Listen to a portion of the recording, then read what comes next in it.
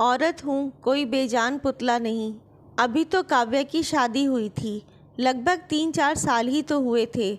ऐसा क्या हुआ कि वो भरा पूरा परिवार छोड़कर अपनी बेटी को लेकर अलग घर में शिफ्ट हो गई थी। माता पिता ने बहुत समझाया, पर काव्या का कहना था कि औरत कोई बेजान पुतला है जो हर कोई अपने हिसाब से उसे सजा ले, फिर उसे दुत्कार दे और पूरे समाज के सामने उसे ही गलत ठहराए।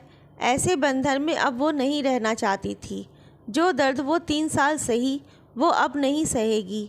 3 साल पहले काव्या के माता पिता ने बड़े चाव से बेटी की शादी निखिल नामक युवक से करवाई थी। निखिल पेशे से इंजीनियर था।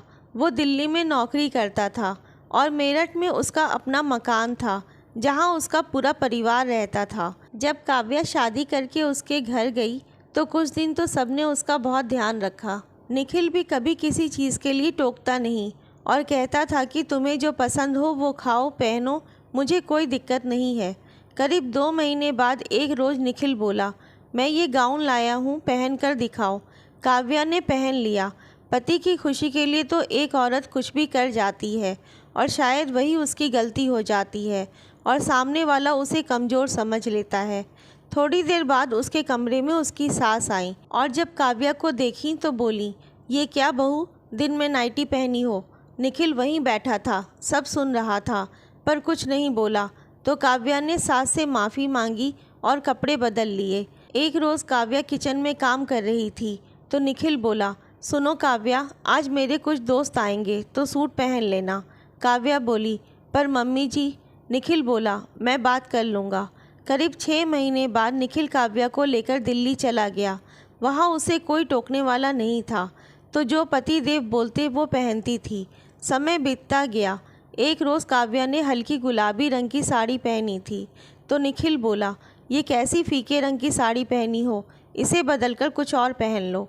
अपनी पसंद तो जैसे काव्या भूल ही गई थी। गर्मी का दिन था तो काव्या पैजामा और टी-शर्ट पहनी थी। पति को भी कोई ऐतराज़ नहीं था। तभी दरवाजे की डोरबेल बजी तो निखिल बोला, काव्या देखो कौन है। काव्या बोली, मेरे कपड़े देखिए, आप ही दरवाज़ा खोलिए ना। तो निखिल बोला, इन कपड़ों में क्या खराबी है, पूरा शरीर तो ढका हुआ है। काव्या ने बहुत समझाया पर वो नहीं माना। तो काव्या ने दरवाज़ा खोला तो जैसे उसे सांप सूंघ गया हो। तो निखिल बोला, अब क्या वहीं खड़ी रहोगी, दरवाजे पर कौन है? दरवाजे पर काव्या के सास ससुर और ननद नंदोई थे। सास तो दरवाजे पर ही शुरू हो गई, शर्म हया सब बेच दी हो बहू। काव्या के नंदोई बोले, भाभी आप तो कमाल लग रही हैं। निखिल बोला, माँ भीतर तो आओ, और दरवाज़ा बंद किया। माँ बोली, निखिल तुमने इसे बहुत छूट दे रखी है, क्या ये तेरी मर्जी से हो रहा है? निखिल उठा और एक जोर का थप्पड़ जड़ दिया काव्या को और बोला, मैंने बोला था कि हमारे घर की औरतें ऐसे कपड़े नहीं पहनती हैं, जाओ और कपड़े बदलो। ना जाने माँ के सामने वो क्या साबित करना चाहता था। उस दिन काव्या बहुत रोई थी। रात को निखिल बोला, सॉरी यार, माँ को खुश करने के चक्कर में ये सब करना पड़ा था। काव्या बोली, मैं तो हमेशा आपकी पसंद के अनुसार ही कपड़े पहनती हूँ, तो आप मम्मी जी के सामने कुछ और, मेरे सामने कुछ और होते हैं, ऐसा क्यों? काव्या ने इस विषय पर कई बार बात की पर कोई नतीजा नहीं निकला। 4 दिन बाद एक रोज़ सब पार्क जा रहे थे। काव्या ने साड़ी पहनी थी तो उसकी ननद बोली, भाभी हम मंदिर नहीं जा रहे हैं जो साड़ी पहनी हो, कोई सूट पहन लो या जीन्स और कुर्ता पहन लो, मैं भी तो पहनी हूँ। काव्या बोली, दीदी आपकी बात अलग है, आप इस घर की बेटी हैं और मैं बहू, मैं कैसे? तभी काव्या की सास बोली, हाँ हाँ बड़ी सती सावित्री बनती हो, अब वो बोल रही है तो पहन लो। फिर वही हुआ, सब ने अपनी पसंद काव्या पर थोप दी। करीब 15 दिन बाद सब चले गए। काव्या को थोड़ी शांति मिली, पर उसी परिवेश में रहने के कारण निखिल भी उसी मानसिकता के हो गए थे जिसे बदलना मुश्किल था। 2 साल बाद काव्या को एक बेटी हुई तो काव्या अपने सारे शौक़ उस पर पूरे करती थी, पर जब भी उसके ससुराल वाले आते या वो ससुराल जाती तो बच्ची पर भी अपनी पसंद थोपने की कोशिश करते थे। काव्या की बेटी का पहला जन्मदिन था। काव्या ने बेटी को बैकलेस ड्रेस पहनाई और खुद भी एक सूट पहनी और साइड दुपट्टा लिया, क्योंकि ससुराल वाले भी आए थे और गेस्ट भी आ रहे थे। काव्या की सास बोली, बहू दुपट्टा का क्या काम होता है, ठीक से लो। काव्या ने चादर की तरह ओढ़ ली। निखिल के ऑफिस की कुछ महिला सहकर्मी भी आई थी। उन्होंने कहा, निखिल तुम्हारी वाइफ वेस्टर्न ड्रेस नहीं पहनती क्या? और सब हंसने लगी। पार्टी खत्म होने के बाद जब सभी घर वाले बैठे थे तो निखिल आया और काव्या से बोला, मेरी बेइज्जती करवा के खुश हो? काव्या बोली, मैंने क्या किया?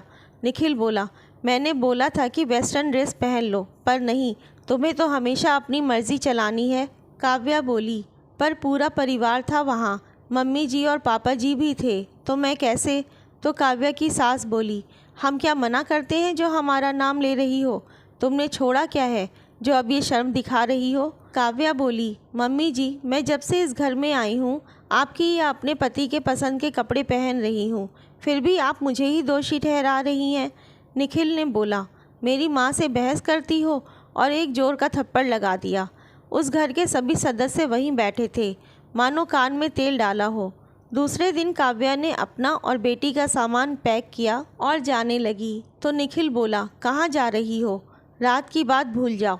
काव्या बोली, एक रात की बात होती तो भूल भी जाती, पर पिछले 3 साल से आपके साथ रहकर मैं खुद का अपमान कर रही हूँ। कल को मेरी बेटी के साथ भी यही होगा। मेरी आज़ादी तो छीन गई, उसकी आज़ादी किसी को छीनने नहीं दूंगी। काव्या बेटी को लेकर अपने माता पिता के पास चली गई। थोड़े समय वो उन्हीं के साथ रही। फिर कुछ महीनों बाद उसे नौकरी मिल गई और वो बेटी को लेकर अलग घर में शिफ्ट हो गई और आज़ादी से अपने अनुसार रहने लगी, क्योंकि अब वो किसी के सहारे नहीं रहना चाहती थी। काव्या ने सही किया या गलत, आपकी इस बारे में क्या राय है? कमेंट करके ज़रूर बताएं। कहानी अच्छी लगी हो तो लाइक और शेयर करें और चैनल पे नए हैं तो सब्सक्राइब करना ना भूलें। धन्यवाद।